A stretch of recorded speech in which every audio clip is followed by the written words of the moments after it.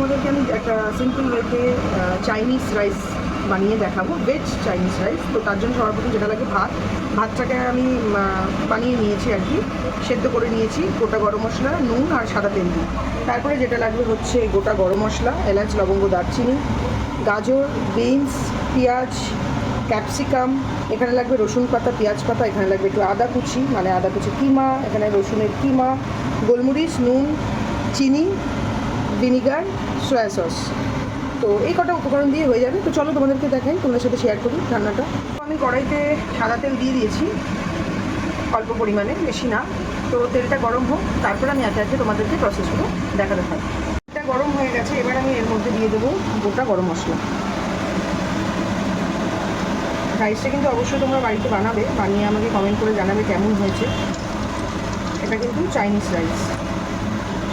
এবার এটাকে আমি একটুখানি জাস্ট ভাজা করে নেবো, যাতে গন্ধটা কেটে যায়। আর ফোড়নটা ভাজা হয়ে গেছে, এবার আমি এর মধ্যে দিয়ে দেবো এই পেঁয়াজ। এখানে আমি দুটোর মতন মিডিয়াম সাইজের পেঁয়াজ দিয়েছি। আমি 1.5 কিলো চালের রাইস বানাবো, সেই হিসাবে দুখানা মিডিয়াম সাইজের পেঁয়াজ দিয়েছি।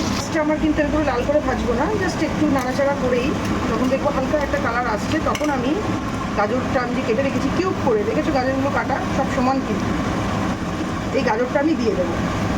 রান্না তোমরা যাই রান্না করো না কেন, সবজিগুলো যদি সমান শেপে না কাটা হয় তাহলে কিন্তু রান্নার টেস্ট ভালো আসে না। এটা আমি আমার পিসির থেকে শিখেছি, আমার পিসি এটা আমাকে শিখিয়েছে। তো সব সাইজগুলো সবজির, গাজর, বিনস, ক্যাপসিকাম, পেঁয়াজ, সবগুলোর যেন সাইজগুলো একই রকম কাটা হয়, চেষ্টা করবে তোমরা। তো গাজরটা দিয়েছি, গাজরটা দিয়ে আমি একটু ভাজা ভাজা করবো, দেন আমি বিনস আর ক্যাপসিকামটা দেবো। একদম নরম ভাজা হবে না, একটুখানি কিন্তু কাঁচা থাকবে।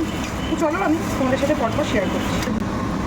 গাজর আর পেঁয়াজটা আমার ভাজা হয়ে গেছে, এবার কিন্তু আমি এর মধ্যে এই যে কেটে যেরকম রেখেছি বিনসগুলো, দেখেছি কেরমভাবে কেটেছি, আমি বিনসগুলো কিন্তু পুরো দিয়ে দেবো।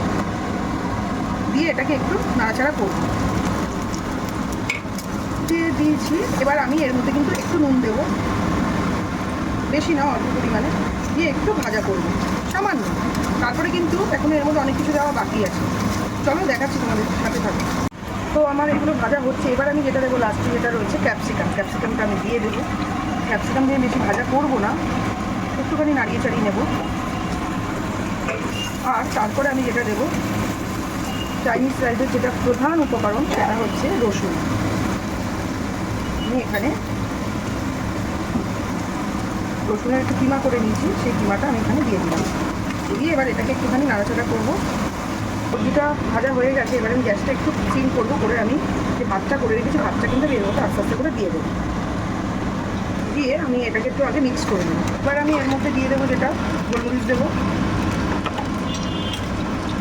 আমার পরিমাণ বুঝেই দেবে। তার মধ্যে দেবো আমি এর মধ্যে চিনি অল্প পরিমাণে, বেশি না। দেবো নুন আমি সবজি ভাজার সময় দিয়েছি, তাই তোমরা পরিমাণ বুঝেই দেবে।